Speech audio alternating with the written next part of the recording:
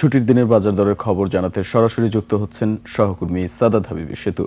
সেতু, বাজারে নিত্যপণ্যের সরবরাহ কেমন দেখছেন? এছাড়া দাম নিয়ে ক্রেতা এবং বিক্রেতারা কেমন প্রতিক্রিয়া জানাচ্ছেন?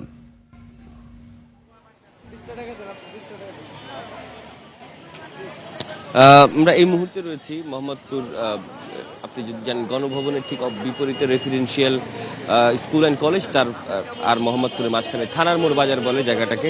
এবং এই বাজারের একটা বৈশিষ্ট্য হচ্ছে যে এই বাজারের দাম অন্য বাজারের থেকে তুলনামূলক আপনি 10 টাকা কম পাবেন। মানে যেই সিম আপনি মোহাম্মদপুর বা অন্য বাজারে 80 টাকায় বিক্রি হচ্ছে, সেটা এখানে 60 টাকায় বিক্রি হচ্ছে।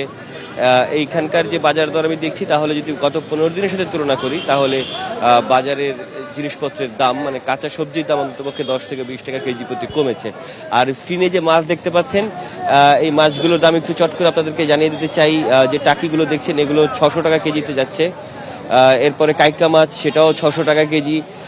এখানে তারা দাবি করছেন যে বাইন মাছগুলো দেশি, তারা সেখানে 600 টাকা করে হাঁকাচ্ছেন দাম। অর্থাৎ ছোট যে মাছগুলো রয়েছে, যেগুলো বিভিন্ন বিল বা জলাশয় থেকে এখন উত্তোলন মানে তোলা হচ্ছে বা আনা হচ্ছে, সেগুলোর দাম মোটামুটি 400 থেকে 500 টাকার উপরে রয়েছে। আর মধ্যবিত্তর যে ভরসা যদি বলি, পাঙ্গাস, রুই, তেলাপিয়া, পাবদা, এই মাছগুলোর সাইজ অনুযায়ী দাম পরিবর্তিত হয়। যদি ছোট সাইজের হয় তাহলে 180 থেকে 210-এর মধ্যে রয়েছে। বড় হলে এই মাছগুলোর দামও 350, 450, 550 পর্যন্ত আমরা দেখতে পেয়েছি।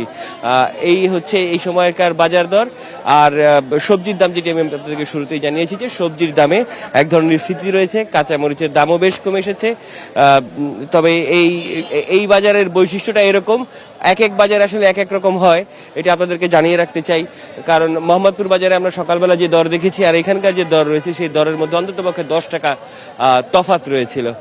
এই ছিল ঢাকার বাজার দরের সবশেষ পরিস্থিতি। সেতু, আপনাকে ধন্যবাদ।